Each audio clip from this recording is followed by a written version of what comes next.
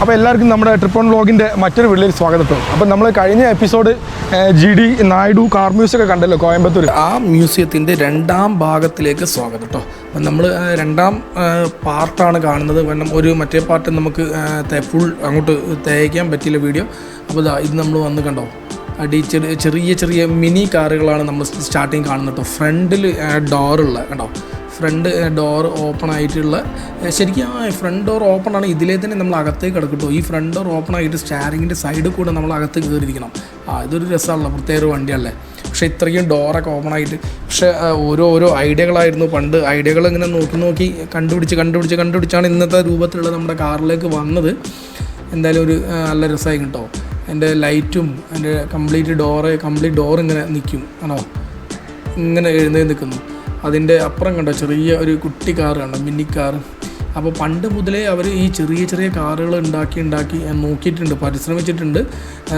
പിന്നെ അത് വലിയ കാറുകൾ പുതിയ ടെക്നോളജി വരുമ്പം അങ്ങനെ പോയതാണ്. BMW കാറാണ് തോന്നുന്നത്, BMW ആണ് ചെറിയ കാറ്. അവരാണ് ഇങ്ങനെയുള്ളൊരു ചെറിയൊരു കാറ് നിർമ്മിച്ചത്. പിന്നെ കാലക്രമേണ അത് പുതിയ ടെക്നോളജി വരുമ്പോൾ ഇതങ്ങോട്ട് മാറിക്കാണും, അങ്ങനെയാണ് എനിക്ക് തോന്നുന്നത്. എന്തായാലും ആ കാലത്ത് അവിടെ നിർമ്മിച്ച കാറൊക്കെ നമുക്ക് ഇപ്പോഴും കാണാൻ പറ്റുന്നുണ്ടല്ലോ എന്നതാണ്. ഇതാണ് ഇത് പേര് കാണുന്നില്ല. ഇതും ഒരു ചെറിയ രീതിയിലുള്ളൊരു വണ്ടി. ശരിക്കും ഈ വണ്ടി നോക്കുകയാണെങ്കിൽ തവളയുടെ മുഖം പോലെ തന്നെ അല്ലേ കണ്ടോ. ഒരു സിംഗിൾ പേഴ്സണുള്ള വണ്ടിയാവുന്ന ഒരു ബൈക്കാർ ടൈപ്പുള്ള ഒരു വണ്ടിയായിരുന്നു കേട്ടോ. അത് വണ്ടിയാണ് തോന്നുന്നുണ്ട്. അതിൻ്റെ ഫുൾ ഡീറ്റെയിൽ BMW ആണ് ഇതിൻ്റെ എല്ലാ നിർമ്മാതാക്കളും അതിൻ്റെ കംപ്ലീറ്റ് ഡീറ്റെയിൽ അവിടെ കൊടുത്തിട്ടുണ്ട്. ആ കാർ എടുത്തിട്ട് ഒരു ചായത്തോട്ടത്തിലൊരു ഫോറിനർ നിൽക്കുന്ന ഒരു വീഡിയോ അവിടെ കൊടുത്തിട്ടുണ്ട്. അതിൻ്റെ ഹിസ്റ്ററിയും കൊടുത്തിട്ടുണ്ട്. എല്ലാം നമുക്ക് വായിച്ച് എക്സ്പ്ലെയിൻ ചെയ്യാനുള്ള സമയം നമുക്കില്ല കേട്ടോ. ഈ ഒരു കാർ കണ്ടില്ലേ, ഈ ഒരു കാറിൻ്റെ പ്രത്യേകത ഫ്രണ്ട് കാണുമ്പോൾ നമുക്ക് ശരിക്കും നമുക്ക് TMT കാറിൻ്റെ പോലെ തന്നെ ഇത് സ്കൂട്ടർ കാറാണ്. പക്ഷേ ഇത് ഫ്രണ്ടിൽ 2 ടയർ ബാക്കിലേക്ക് പോകുമ്പോൾ ശരിക്കും ഇതിൻ്റെ പുറകു വശം ഞാൻ കാണിച്ചു തരാം കേട്ടോ. അതിൻ്റെ പുറകു വശത്ത് കൂടെ പോകുമ്പോൾ ശരിക്കും നമ്മളെ ഒരു റോക്കറ്റിൻ്റെ ബാക്ക് സൈഡ് അതല്ല, ഒരുമിച്ച് വന്നിട്ട് ഇതായിട്ട് സിംഗിളായിട്ട് പോകുന്ന ആ ഒരു തരത്തിലുള്ളത്. അതിൻ്റെ ഉള്ളിൽ കണ്ടോ, അന്ന് എയർ കണ്ടീഷനിൽ അങ്ങനെ ചെറിയ ഒരു ടേബിൾ ഫാൻ പോലെ ചെറുതൊരു ഫിറ്റ് ചെയ്തിട്ടുണ്ട്. ബാക്കിലും പുറകുവശത്തും ആളിരിക്കാം. അതിൻ്റെ പുറകുവശത്ത് കണ്ടോ, ബാക്കിലാണ് അതിൻ്റെ ഫ്യൂൽ ടാങ്ക് നമ്മുടെ കൂർത്തിട്ട് ഇങ്ങനെ ഒരു റോക്കറ്റ് പോലുള്ള ഒരു ഷേപ്പിലാണ് ആ കാറിൻ്റെ ബാക്ക് സൈഡ് വരുന്നത് കേട്ടോ. എന്തായാലും ആ സമയത്ത് ഇവർ നിർമ്മിച്ച കാറുകളുടെ എല്ലാ ഫോട്ടോകളും അവരാ നിർമ്മിച്ച ഡീറ്റെയിലും എല്ലാം അവരവിടെ കൊടുത്തിട്ടുണ്ടോ. നല്ല ഒരു ഇത് തന്നെയാണ് അത് കാണാൻ. ഇത് നല്ല ഒരു അടിപൊളി. ഇപ്പോഴും ഈ കാറുകൾ കാണുമോ, കാരണം ഇത് ഇങ്ങനെ ഇത്രയും മെയിൻറ്റെയിൻ ചെയ്യുന്നല്ലോ എന്ന് ആലോചിക്കുമ്പോൾ കേട്ടോ. പക്ഷേ മെയിൻറ്റെയിൻ ചെയ്യാതിരിക്കാൻ പറ്റില്ല. TN37 കണ്ടോ, അത്രയും അതായത് നല്ല തിളങ്ങുന്ന രീതിയിലാണ് ഈ കാറിൻ്റെ ഫ്രണ്ട് കണ്ടോ. അതിൻ്റെ സ്റ്റെപ്പിനി വരുന്നത് ഫ്രണ്ട് സൈഡ് 2 ചെറിയൊരു ഇതുപോലെ വെച്ചിട്ട് നല്ല ഭംഗിയുണ്ട് കാണാൻ. എനിക്ക് ഏറ്റവും ഇഷ്ടപ്പെട്ടത് ഈ കാറിൻ്റെ ഫ്രണ്ടിലുള്ള ഈ റേഡിയേറ്റർ സെറ്റിങ്സ് ആണ്. നല്ല ഭംഗിയില്ല കാണാൻ. ശരിക്കും അങ്ങോട്ടും ഇങ്ങോട്ടും കുറേ നല്ല ആകൃതിയാണ് ഈ വണ്ടിക്ക്. ശരിക്കും നമ്മൾ റോട്ടിൽ കൂടെ ഓടിച്ചു കഴിഞ്ഞിട്ടുണ്ടെങ്കിൽ ഒരുപാട് ജനങ്ങൾ കണ്ടു നിൽക്കാനും ആസ്വദിക്കാനും ഒരുപാട് ചാൻസ് ഉണ്ട് കേട്ടോ. അടുത്തതാണ് നമ്മളെ രാജാവ് റോയൽസ് റോയ്സ്. ഈ റോയൽസ് റോയ്സ് എനിക്ക് തോന്നുന്ന ഫസ്റ്റൊരു വണ്ടി കണ്ടുപിടിച്ചു, സെക്കൻഡ് കണ്ടുപിടിച്ചു, മൂന്നാമത്തെ വണ്ടിയായിരുന്നു ഈ ഒരു കാലഘട്ടത്തിൽ ഓടിക്കൊണ്ടിരിക്കുന്നതെന്നാണ് എനിക്ക് തോന്നുന്നത് കേട്ടോ. എന്തായാലും റോൾസ് റോയ്സ് എന്ന് പറയുമ്പം എല്ലാവർക്കും ഒരു അതിശയമാണ് കേട്ടോ. പക്ഷേ ഈ ഒരു കാർ അവിടെ ഇതൊരു രണ്ടാം ഒരു ഇതിലുള്ള കാറാണ് തോന്നുന്നു. അത്രയ്ക്ക് അങ്ങോട്ടൊരു ലുക്കില്ല. പക്ഷേ ഇത് ഈ ഒരു ടൈപ്പ് അവിടെ ബോർഡിൽ കാണുന്നുണ്ടല്ലേ, ആ റോൾസിൻ്റെ ഫസ്റ്റ് വണ്ടിയാണ് അവർ ആദ്യം നിർമ്മിച്ച് തോന്നുന്നത്. രണ്ടാമത്തെ ഒരു യെല്ലോ കളർ ആ വണ്ടിയാണ് ഇവിടെ കാണുന്നത്. മൂന്നാമത്തെ ഒരു റോൾസ് റോയ്സ് വണ്ടി അതാണ് ഇപ്പോൾ ഉള്ള നിരത്തിലുള്ള ഓടിക്കൊണ്ടിരിക്കുന്ന നമ്പർ 1 നല്ല ടോപ്പ് പണക്കാരെല്ലാം ഉപയോഗിക്കുന്ന ആ ഒരു റോൾസ് റോയ്സ് വണ്ടിയാട്ടോ അത്. ഇനിയിപ്പോൾ അടുത്ത ഒരുപാട് ജനറേഷനൊക്കെ വന്നു കഴിഞ്ഞു. എന്തായാലും അവർ റോൾസ് റോയ്സ് എന്ന് പറയുമ്പോൾ തന്നെ ഭയങ്കര ഒരു സെറ്റപ്പാണ് ആ ഒരു വണ്ടിയൊക്കെ. അപ്പോൾ അത് നിർമ്മിച്ച എൻജിനീയേഴ്സിനും അവർ ഫോട്ടോവും അവിടെ കൊടുത്തിട്ടുണ്ട്. ഏത് സമയത്താണ് അവർ നിർമ്മിച്ചത്, എങ്ങനെയാണ്, ഏതാമത്തെ ഗ്രേഡിലാണ് അവർ നിർമ്മിച്ചത് എല്ലാം ഉണ്ട്. 1925 അവർ നിർമ്മിച്ചട്ടോ. 1925 ഈ കാർ നിർമ്മിച്ചത്. 20 ആണ് ഈ ഒരു മോഡൽ നിർമ്മിച്ചതിന് ശേഷമാണ് പിന്നെ അവർ അടുത്ത ഒരു മോഡലിലേക്ക് അവർ നീങ്ങിയത് കേട്ടോ. എന്തായാലും റോൾസ് റോയ്സ് എന്ന് പറഞ്ഞാൽ ഒരു സംഭവം തന്നെയാണ്. ഏതൊരു ഡ്രൈവർക്കും ഏതൊരു കാർ പ്രാന്തന്മാർക്കും ഡ്രൈവിംഗ് ആഗ്രഹിക്കുന്നവർക്കും ഏറ്റവും കൂടുതൽ ഓടിക്കാനും അത് ഉപയോഗിക്കാനും ഇഷ്ടപ്പെടുന്ന ഒരു വണ്ടിയാണ് റോൾസ് റോയ്സ്. പിന്നെ ഒരു എന്താ ഒരു വാന് പോലത്തെ ഒരു സംഭവം ഉണ്ട്, ടൊമോഷോ വാൻ എന്താ ഇതിപ്പോൾ തന്നെ അത്രയും മുന്നേ അവർ നിർമ്മിച്ചതാണ്. എനിക്കത് എന്ത് പർപ്പസിന് വേണ്ടിയിട്ടാണ് ഒരു ചെറിയ മോഡൽ ഈ ഇൻഡസ്ട്രിയിൽ സാധനങ്ങൾ കൊണ്ടുപോകാനും ആ ഒരു ടൈപ്പിന് വേണ്ടിയിട്ടാണ് അവർ ഇത് ഫോർഡ്സൺ 10 CVT കാർ ഓൺ ഡിസ്പ്ലേ അങ്ങനെയാണ് കൊടുത്തത്. അങ്ങനെയാണ് അതിൻ്റെ പേര്. എന്താണെന്ന് അറിയില്ല, എന്ത് പർപ്പസിനല്ല. പണ്ട് ഈ ബ്രെഡ് അധികം അതിൻ്റെ ഉള്ളിൽ സീറ്റൊന്നുമില്ല, കാലി ഹോളാണ്, ഫ്രണ്ടിൽ 2 സീറ്റ്. ഇന്ന് പണ്ടത്തെ ടെമ്പോ നമുക്ക് ഓർമ്മയില്ല, ആ ഒരു ടെമ്പോൻ്റെ മോഡലാണ് അവിടെ നിർമ്മിച്ചിരിക്കുന്നത് കേട്ടോ. എന്തായാലും നമ്മൾ ഈ കാറെ കാണുമ്പോൾ ശരിക്കും നമുക്ക് നല്ല ഒരു ഇതിന് ശരിക്കും ഞാനിതൊന്നും കേൾക്കാത്ത കമ്പനിയാണ്. കണ്ടോ, ഇതൊക്കെ കണ്ടോ, ഫേർഡ് കോട്ടയൻസ് എന്തോ ഒരു സംഭവം, ഇതൊന്നും നമ്മൾ കേട്ടിട്ടില്ല. ഇനിയിപ്പോൾ ഈ ഇത് ഗ്രൗണ്ട് ഫ്ലോറിലാണ്, ഇതിൻ്റെ മുകളിലെ ഫ്ലോറാണ് നമ്മുടെ ഇന്ത്യൻ മാനുഫാക്ചറിങ് കാറൊക്കെ വരുന്നത്. എന്തായാലും കാറൊക്കെ കാണുമ്പോൾ നല്ല ഭംഗിയായിട്ടൊക്കെ കാണാൻ ശരിക്കും നമുക്കൊന്ന് ഓടിക്കാൻ തോന്നും. നമുക്ക് അത്രയും ഇതാണ് ഈ ഷൂട്ടിങ്ങിന്. അപ്പം ഞാൻ അവിടെ അന്വേഷിച്ചപ്പോൾ ഷൂട്ടിങ്ങിന് വേണ്ടിയിട്ട് ഇതൊക്കെ കൊണ്ടുവന്ന് പറഞ്ഞത്. ഇത് കണ്ടില്ലേ, ഈ സുബ്രഹ്മണ്യം ഈ ഒരു ആളാണ്, കോയമ്പത്തൂരുകാരനാണ് കേട്ടോ. ഈ ഒരു ആൾ ആ കൊല്ലം മുന്നേ ആ സമയത്ത് ഈ ഒരു കാർ ഉപയോഗിച്ചിരുന്നു. ശരിക്കും ആ ഒരു നൂറ്റാണ്ടിലൊക്കെ ഒരു കാർ ഉപയോഗിക്കാമെന്ന് അത്രയും പണക്കാരുകളും അത്രയും വലിയ ആളുകൾ മാത്രമേ ഉപയോഗിക്കുകയുള്ളൂ. അതാണ് അതിൻ്റെ ഒരു പ്രത്യേകത നമ്മൾ നോക്കണം കേട്ടോ. എന്താ വണ്ടി കണ്ടോ, എന്താ ലുക്ക്. ഇതിൻ്റെ ശരിക്കും ഒരുപാട് കമ്പനിയുടെ പേര് നമുക്ക് അറിയുന്നില്ല, എനിക്കും അറിയില്ല സത്യത്തിൽ. നമുക്ക് കാണുമ്പോൾ ഇവിടെ വന്ന് ഈ ഇത് വായിക്കുമ്പോഴാണ് നമുക്ക് ഇങ്ങനൊരു കമ്പനി ഉണ്ടായിരുന്നൊക്കെ പറഞ്ഞത്. അപ്പോൾ ഇന്നലെ തന്നെ ഞാൻ പറഞ്ഞില്ല, സിൽട്രോൺ പറഞ്ഞൊരു കമ്പനി, അത് ഞാൻ വെച്ച് പുതിയ കമ്പനിയാണ്, പക്ഷേ അത് പണ്ട് കാലത്തുള്ളൊരു കമ്പനിയായിരുന്നു. ഈ ഒരു വണ്ടി ഞാൻ ഏതോ സിനിമയിൽ കണ്ട പോലെ നമുക്ക് തോന്നുന്നു, KLV 970 കണ്ടോ, നല്ല ഭംഗിയില്ല കാണാൻ. ശരിക്കും ഇങ്ങനെയുള്ള ഒരു വണ്ടിയൊക്കെ ഇപ്പോഴും ന്യൂ ജനറേഷന് വേണ്ടിയിട്ട് ഈ ഒരു മോഡലൊക്കെ കൊണ്ടുവരികയാണെങ്കിൽ നല്ല ഭംഗിയായിരിക്കും കാണാൻ. കണ്ടോ, ആസ്റ്റിൻ 7 റൂബി ഇങ്ങനെ എന്തോ ആണ് ഇത് കമ്പനീൻ്റെ പേരിട്ടോ. പക്ഷെ ആ കമ്പനിയൊക്കെ ഇപ്പോൾ ഉണ്ടോ എന്നറിയില്ല. എന്തായാലും നല്ല ഒരു ഈ ഒരു ടൈപ്പാണ് ഒരുപാട് വണ്ടി നമുക്ക് കാണാം. പണ്ടെല്ലാം അവർ ഡിസ്കവർ ചെയ്ത എല്ലാ വണ്ടികളും ഏകദേശം ഈ ഒരു ടൈപ്പിലായിരുന്നു. ഫ്രണ്ടിൽ റേഡിയേറ്റർ വരുന്ന ആ മോഡലും വലിയ സ്റ്റീലിൻ്റെ ഗ്രില്ല്, അതാണ് ആ വണ്ടിക്ക് ഏറ്റവും കൂടുതൽ ഭംഗി കൊടുക്കുന്നത് നമുക്ക് നോക്കുകയാണിട്ടോ. പിന്നെ ആ തവളയുടെ മുഖമുള്ള ആ ഒരു ഇതും ആ ഫ്രണ്ടിലേക്ക് തള്ളി നിൽക്കുന്ന 2 ഹെഡ്ലൈറ്റുകളും. പിന്നെ എനിക്ക് തോന്നുന്നു ഈ കളറൊക്കെ പിന്നെ അവർ ചെയ്തതായിരിക്കും. ഇതൊരു വണ്ടിയാണോ കണ്ടോ, ഫ്രണ്ടിൽ അതായത് ഫ്രണ്ട് കണ്ടോ, അവർ മാക്സിമം അവർ ഉപയോഗിച്ചത് ഫ്രണ്ടിൽ ആ ഒരു റേഡിയേറ്ററിൻ്റെ ആ മോഡൽ ഭാഗം എത്രയും മനോഹരമാക്കിയത്. മാരിസ് ബുൾട്ടോൺസ് ക്ലോവി എന്നുണ്ട്, അങ്ങനെ എന്തോ ഒരു കമ്പനിയാണ് ഈ കമ്പനി കേട്ടോ. പക്ഷെ അവർ ഇതേ കണ്ടോ, റേഡിയേറ്ററിന് അത് പ്രത്യേകം അതിനൊരു ഇത് കൊടുത്തു. ഞാൻ ആദ്യം വിചാരിച്ചതൊരു ബോളല്ല, റേഡിയേറ്ററിന് ഇതുപോലെ ഉണ്ട്, നല്ല ചെറിയ വീലുകളൊക്കെ ആയിട്ട് നല്ല വലിയ ഹെഡ്ലൈറ്റാണ് മെയിൻ അവർ അങ്ങനെ കൊടുത്തുകൊണ്ടിരുന്നത്. ഒരു തവള കണ്ണ് പോലെ കൊടുത്തിട്ട് നല്ല ഭംഗിയുണ്ടത് കാണാൻ. അപ്പോൾ ഇതാണ് നമ്മുടെ ഇപ്പം നമ്മൾ കണ്ടുകൊണ്ടിരിക്കുന്ന, അതായത് ഈ ഫോറിൻ മാനുഫാക്ചറിങ് ആ നല്ലൊരു ഫ്ലോറാണ് ഈ കാറിൻ്റെ, ഇത്രയും വലിയ ഫ്ലോറാണ്. ഇതിന് ശരിക്കും റോ ഉണ്ട്, ഒരു 1/1 ആയിട്ട് ഒരു സൈഡിൽ നിന്ന് ഇങ്ങനെ കണ്ടുവരണം. അപ്പോൾ നമുക്ക് അതിൻ്റെ ഇയറും അതിൻ്റെ കംപ്ലീറ്റ് നമുക്ക് മനസ്സിലാവും. അപ്പോൾ ഇത് കണ്ടു കഴിഞ്ഞിട്ട് നമ്മൾ അടുത്തത് പോകാൻ പോകുന്നത് ഇന്ത്യൻ ട്രാൻസ്പോർട്ട് കേട്ടോ. ഇനിയാണ് നമ്മുടെ ഇന്ത്യയിൽ നിർമ്മിച്ച നമ്മുടെ ബ്രില്യൻ്റ് ഇന്ത്യൻ ടെക്നീഷ്യൻ, ഇന്ത്യൻ എൻജിനീയേഴ്സിൻ്റെ കഴിവ് എന്തായിരുന്നു എന്നുള്ളത് നമുക്ക് കാണാൻ വേണ്ടി പോവുകയാണ് കേട്ടോ.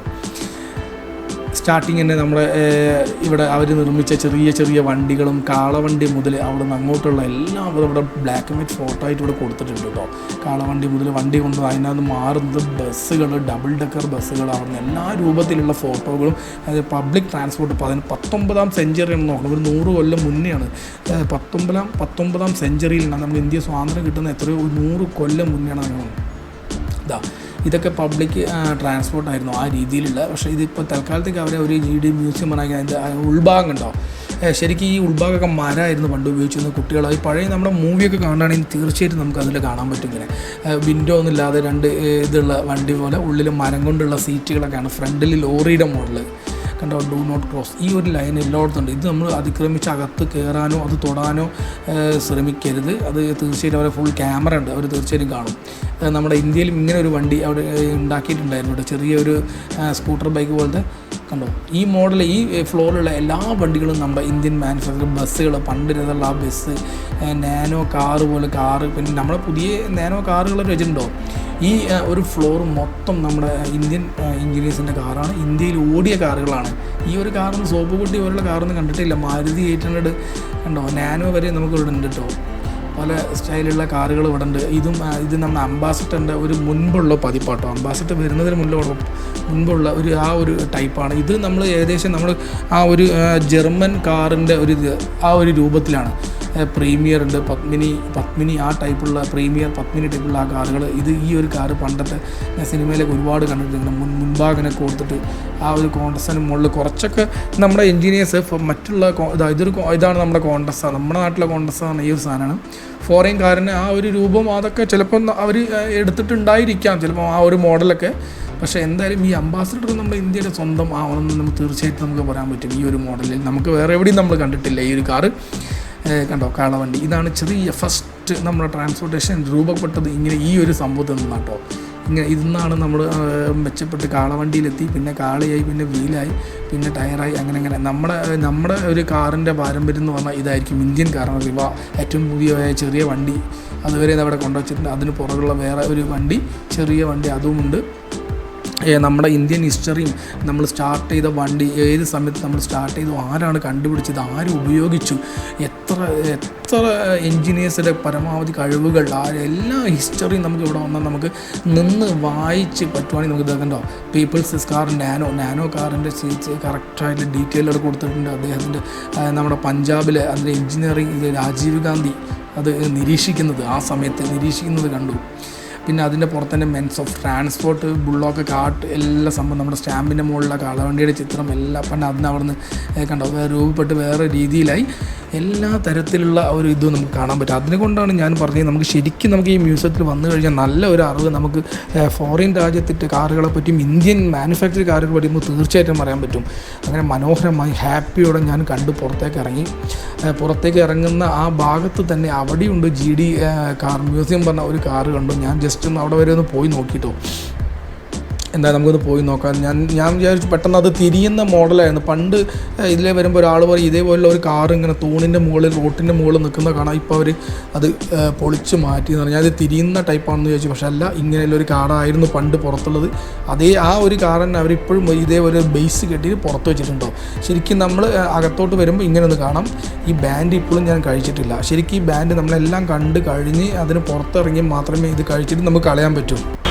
എങ്ങനെയുണ്ട്? അപ്പം നമ്മൾ ഈ GD നായിഡു കാർ മ്യൂസിയം അടിപൊളിയല്ലേ? സംഭവങ്ങൾ കണ്ടില്ലേ?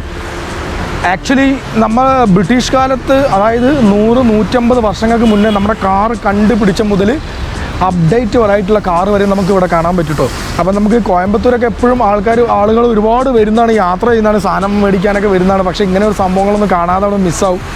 അപ്പം ഇനി കോയമ്പത്തൂരൊക്കെ വരുമ്പം ഇങ്ങനെയുള്ള ഒരുപാട് സംഭവങ്ങൾ കോയമ്പത്തൂരുണ്ട്. ഇതൊക്കെ നമുക്ക് കാണാൻ ശ്രമിക്കുക. ഈ GD നായിഡു മ്യൂസിയത്തിൽ കാർ മ്യൂസിയം മാത്രമല്ല, സയൻസ് എക്സ്പെരിമെൻ്റൽ മ്യൂസിയം എല്ലാം ഉണ്ട്. 125 രൂപ കൊടുത്താലും നമുക്ക് നഷ്ടമല്ല കേട്ടോ. ഈ കാർ മ്യൂസിയത്തിൽ മാത്രം കാണാൻ വേണ്ടിയിട്ടാണ് 125 രൂപ. ഇതാണ് ബിൽഡിങ്, അടിപൊളി ബിൽഡിംഗ് ആണ് കേട്ടോ. അപ്പം നമുക്ക് ഇതിൻ്റെ ഉള്ളിൽ നമുക്ക് മൊബൈലിൽ വീഡിയോ എടുക്കാം, ഫോട്ടോ എടുക്കാം, എല്ലാത്തിനും പെർമിഷൻ ഉണ്ട്. പക്ഷേ നമ്മൾ വോയിസ് അതിൻ്റെ ഉള്ളിൽ നിന്ന് ശബ്ദം ഉണ്ടാക്കി വോയിസ് കൊടുക്കാൻ പാടില്ല. അപ്പം ഞാൻ എൻ്റെ മൈക്ക് ഓഫ് ചെയ്തിട്ടാണ് വീഡിയോ എടുക്കുക. പിന്നെ നമുക്ക് വോയിസ് കൊടുക്കാമെന്ന് വെച്ചിട്ട് എങ്ങനെ ഇവിടേക്ക് വരാം, നെക്സ്റ്റ് ചോദ്യം അതായിരിക്കും. അപ്പോൾ നമ്മൾ റെയിൽവേ സ്റ്റേഷനിൽ വരികയാണെങ്കിൽ ഗാന്ധിപുരം മെയിൻ ബസ് സ്റ്റാൻഡ് ഗാന്ധിപുരത്ത് വരികയാണെങ്കിൽ ഗാന്ധിപുരത്ത് നിന്ന് ലക്ഷ്മി മിൽ എന്നൊരു സ്ഥലമുണ്ട്. അവിടെ ഇറങ്ങുക.